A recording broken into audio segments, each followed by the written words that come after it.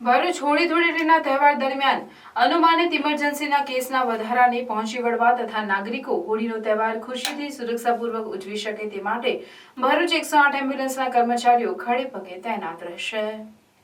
ગુજરાતમાં તહેવારોના સમયમાં 108 સેવા હંમેશા કટોકટી માટે સજ્જ રહે છે, ત્યારે હોળી ધૂળેટીના ઉત્સવ માટે પણ 108 ઉપર આવતા ઇમરજન્સી કોલ્સને પહોંચી વળવા માટે વ્યૂહાત્મક આયોજન કરવામાં આવ્યું છે।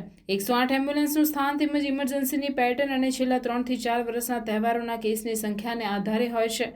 આ વર્ષે હોળી તહેવારમાં વધારો થનાર ઇમરજન્સી કેસમાં 3 દિવસના માહોલને પગલે રોડ ટ્રાફિકથી અકસ્માતના કેસ વધશે અને અન્ય ઈજાના કેસ જેમ કે પડી જવા અને શારીરિક હુમલાના કેસમાં પણ વધારો થશે તેવી શક્યતા 108 ઇમરજન્સી દ્વારા વ્યક્ત કરવામાં આવી છે, જેના પગલે ભરૂચ 108 એમ્બ્યુલન્સ સેવા દ્વારા વિશેષ પ્રકારનું આયોજન કરવામાં આવ્યું છે।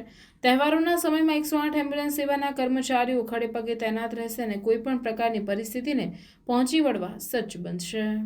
ઇમરજન્સીના આંકડા એટલે છેલ્લા 5 થી 6 વર્ષના આંકડાને અનુસરીને આપણે જો પૃથ્થકરણ કરીએ તો જે જોવામાં આવી રહ્યું છે તે પ્રમાણે ભરૂચ જિલ્લામાં ટોટલી 19 એમ્બ્યુલન્સ કાર્યરત છે અને જેની અંદર પણ ઓન એન એવરેજ દરરોજના 84 જેટલા કેસો નોંધાવા હોય છે, પરંતુ જે હોળી અને ધૂળેટીના નિમિત્તે લગભગ હોળીના દિવસે દરરોજની સરખામણીમાં 84ની જગ્યાએ 94 કેસો એટલે કે લગભગ ટકાવારીમાં જોઈએ તો 14% જેટલા કેસો અને ધૂળેટીના તહેવારમાં ધૂળેટીના દિવસે લગભગ 135 કેસીસ એટલે કે લગભગ 60 થી 61% જેટલો વધારો જોવા દેખાઈ રહ્યો છે।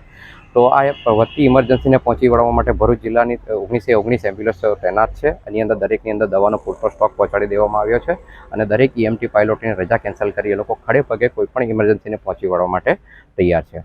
આ સાથે સાથે 108 દ્વારા એક અપીલ કરવામાં આવી રહી છે કે કોઈપણ ઇમરજન્સી જેવી કે પોલીસ, ફાયર કે મેડિકલની જો આપને જણાય છે તો આ ખાડે કાન ના કરતા તરત જ 108ને ડાયલ કરશો। આ સિવાય પણ અત્યારે જે નવો ટ્રેન્ડ દેખાઈ રહ્યો છે કે લોકો ગંદા કાદવના પાણી, ઈંડા કે એનાથી પણ હોળી રમી રહ્યા છે, પ્લસ જે રસ્તે વાહન ચાલકો જતા હોય છે તેના પર ગુબ્બારાનો માર ચલાવી રહ્યા હોય છે। તો આ બધું કૃત્યને આપણે ટાળીએ કે જેથી કરીને આપણે કોઈપણ પ્રકારની ઇમરજન્સીને બોલાવવાનું ટાળીએ। આ છતાં પણ જો કોઈ પણ આપણી ઇમરજન્સી દેખાય તો 108ને ફોન કરજો। આ સાથે ખાસ કે અત્યારે જે નાના બાળકો જે હોળી ધૂળેટી રમી રહ્યા છે એમાં વાલીઓએ ખાસ ધ્યાન રાખવું અને બીજું કે મોપડ કે ચશ્મા પહેરીને પણ હોળી ધૂળેટી રમો કે જેથી કરીને જે અત્યારના રંગો છે આંખમાં કે મોઢામાં ના જાય। આ સાથે સાથે ખાસ કે કોઈ પણ ઇમરજન્સી દેખાય તરત 108ને કોલ કરો। 108 આપની સેવામાં ખડે પગે હાજર છે।